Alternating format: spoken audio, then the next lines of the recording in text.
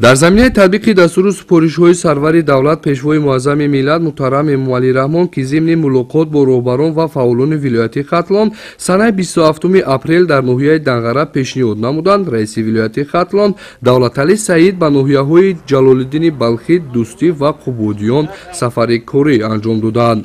раиси вилоят нахуст аз хоҷагии деҳқонии Сафо воқеъ дар ҷамоати деҳоти Золизар боздид намуданд.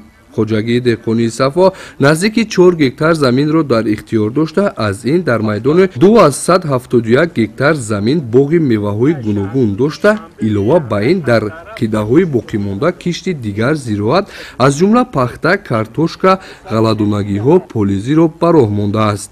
раиси вилоят зимни боздид аз хоҷагии мазкур бо фаъолияти хоҷагидорон шинос шуда, ҷиҳати боз ҳам тақвият бахшидани корҳои саҳроӣ, истифодаи оқилонаву пурсамари замин, аз он бардоштани 2-3 ҳосил дастурҳои муфид пешниҳод намуданд. боздиди раиси вилоят Давлаталӣ Саид дар ноҳияи Дӯстӣ аз хоҷагии деҳқонии Юнус Ше оғоз гардид.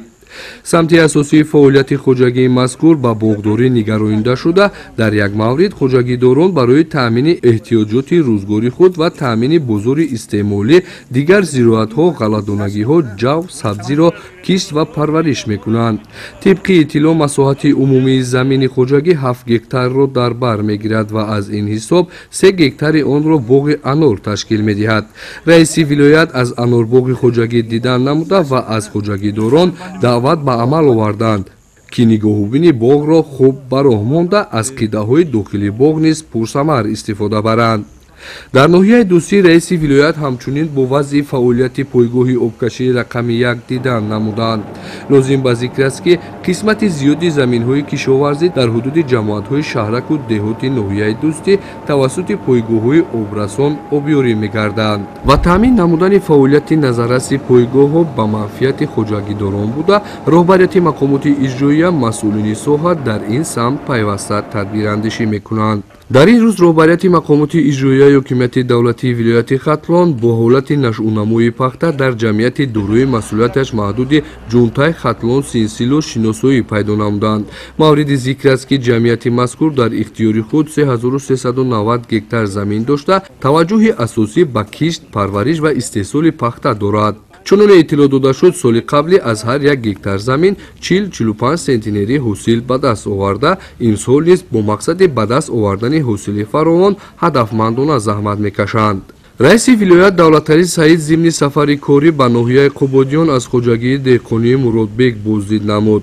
хоҷагии мазкур дар ихтиёри худ 16 гектар замин дошта, саҳмдоронаш ба кишт ва парвариши зироати гуногуни ба иқлими маҳал мутобиқ машғуланд. чуноне мушоҳида гардид, нашъунамои зироати кишт шуда хуб буда, деҳқонон барои ба даст овардани ҳосили фаровони маҳсулот аз тухмиҳои аълусифат истифода намуда, агротехникаи парвариши зироатро риоя мекунанд.